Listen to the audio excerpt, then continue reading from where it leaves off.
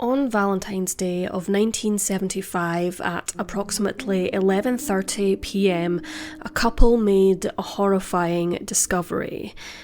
Earlier that day at 5:25 p.m, they had travelled through woodland located 16 miles south of Belle Chasse, Louisiana, and had not witnessed anything out of the ordinary. However, upon their return journey that night by car, they found themselves distracted by something white peeking through the trees.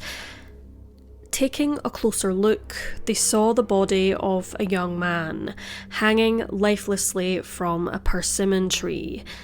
The unnamed male, known as Plaquemines Parish John Doe and also Belle Chasse John Doe, had seemingly taken his own life. The unknown man, who police believed to have been a teenager around the age of 16 or 17, had used a bedsheet to hang himself from the tree and had tied a slip knot around his neck. An autopsy confirmed that asphyxiation was his cause of death, and police were able to state that John Doe had taken his own life due to specific species of moss on his clothing, indicating that he had climbed the tree of his own volition. Resting by the trunk of the tree, the young man had left a sealed glass jar stuffed with paper, and upon further inspection, authorities revealed that the paper was a 4-page note addressed to Mum and Dad. The full context of the note has never been revealed, however, fragments were released to the media over several years. In his handwritten letter, John Doe scrawled a small paragraph which he addressed to the authorities. "You are bound to preserve domestic peace and order. If you pursue who I was and spend hundreds of dollars, you will accomplish little. There are no legal consequences of my death or any kind of entanglements. All that can happen is that you will shatter the domestic peace and order of 2 innocent lives. Do not deprive them of the hope that their missing son will return. Let me be. Let it be as if I wasn't ever here. Simply cremate me as John Doe." Addressing his loved ones, he continued, "I never did develop into a real person, and I cannot tolerate the false and empty existence I have created." Another section was titled, "Why You Should Not Feel Responsible," in which John Doe explained, "I was born with a definite, pervasive melancholy. What frustrated me most in the last year was that I had built no ties to family or friends. There was nothing of lasting worth and value. I led a detached existence, and I was a parody of a person, literally and figuratively.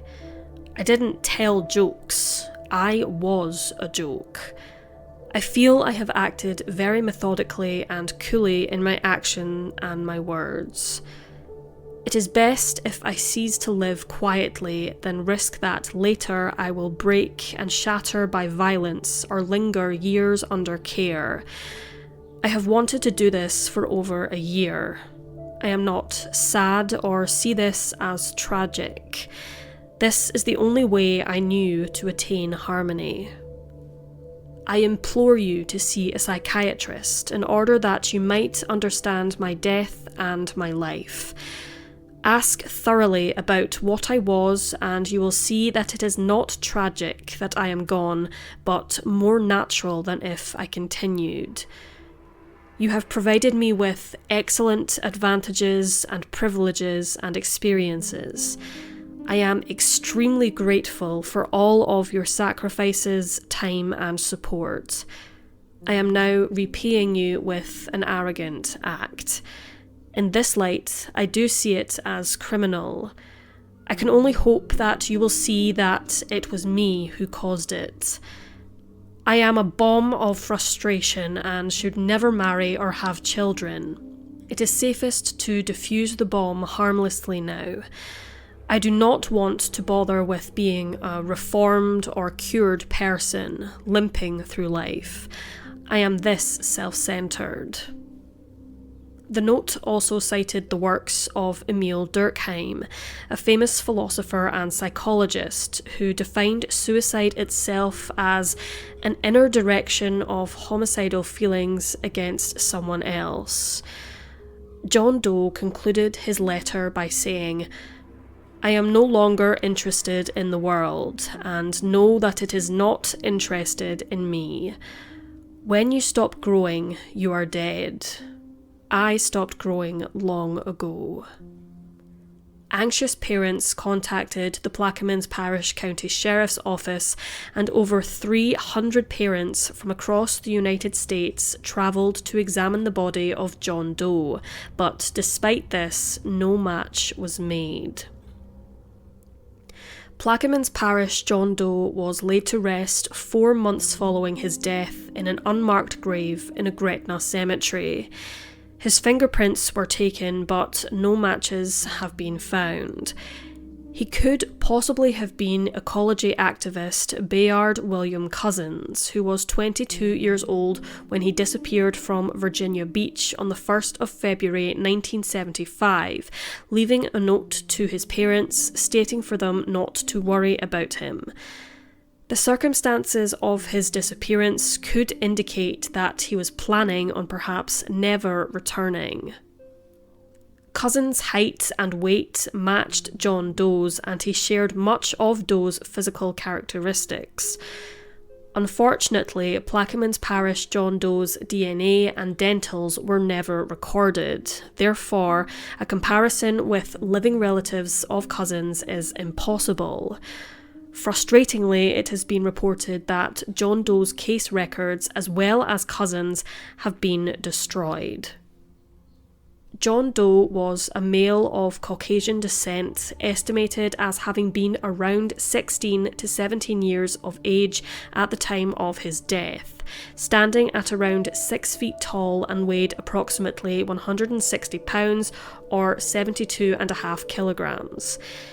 He had brown eyes and brown hair, which was long at the front, and also he had protruding upper front teeth.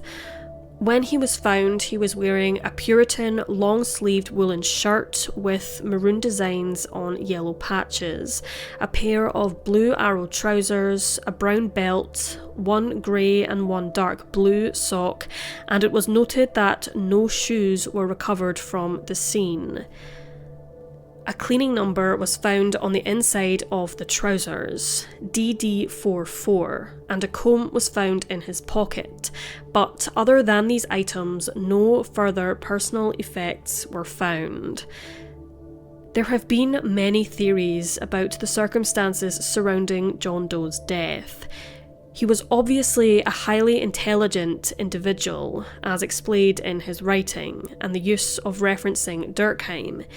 His statement, lingering for years under care, caught the attention of many, who theorised that he may have been a patient at a mental institution, or had at least suffered emotional turmoil caused by either a crime he possibly committed or witnessed, and some even believe he may have been homosexual and had attempted therapy which ultimately failed. Of course, these are just theories. However, one fact is certain, and that was that the young man took his own life after having suffered from mental illness, most likely depression, which back in the 1970s was very much a taboo subject and not talked about as openly or commonly in comparison to the modern era. His note mentioned his parents would refer to him as missing. However, whether he was actually reported missing by his parents is unknown. As of April 2020, Plaquemines Parish John Doe's identity remains a mystery.